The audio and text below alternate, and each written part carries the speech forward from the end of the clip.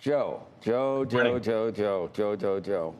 word, inflation might be sticky, might cause the Fed to not overshoot, but it's tough. They have a tough job in getting it under control. So we may either get close to a recession or have a full-blown recession. So my question is, why isn't what we've already seen commensurate with what you see during a recession? I mean, most stocks, if you just pick one, they're down about 30%, Joe. Now, I guess the question is, did they run up so much on the pandemic sort of, wow, we're always going to need chips, we're always going to need Zoom, we're always going to need these things. Did they run up so much that 30% is not a lot? Or is 30% about right for what we need to sell off for in a recession? Well, Joe, there's certainly been a ton of carnage, as you described. So there's been a lot of repricing. I don't think we're fully through this because I don't think you've seen the leg down in earnings expectations yet.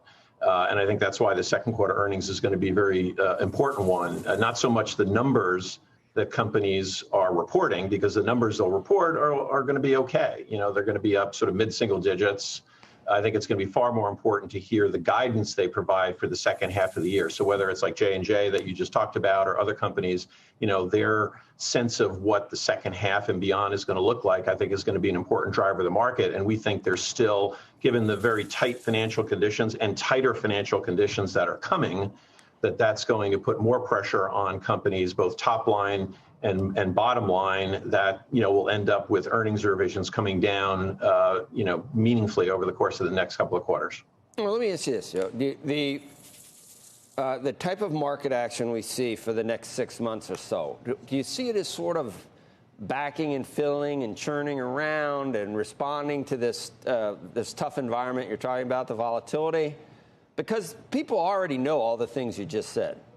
Mostly, I think. Maybe what would cause it to be so bad that we get another 10 or 15% sell-off instead of just a churning around in building a base? What would cause that next 10 or 15% lower in the S&P? I still think there's a wide spread. You know, there's some people who are absolutely calling for a recession, if not a reasonably deep recession. Others are saying that it's going to be a soft landing, you're going to miss a recession. So I still think there's a sort of a bid-ask spread on what the economic environment is going to be. So I think that yields some volatility in what we're likely to see. But I think the question here, it's all driven by inflation. If inflation stays as sticky as many are concerned about, is that going to push, of course, the policymakers to be that much more aggressive on you know, pushing the economy to slow down so that, you know, supply, unfortunately constrained supply, is meeting the demand that they're going to destroy to a certain extent.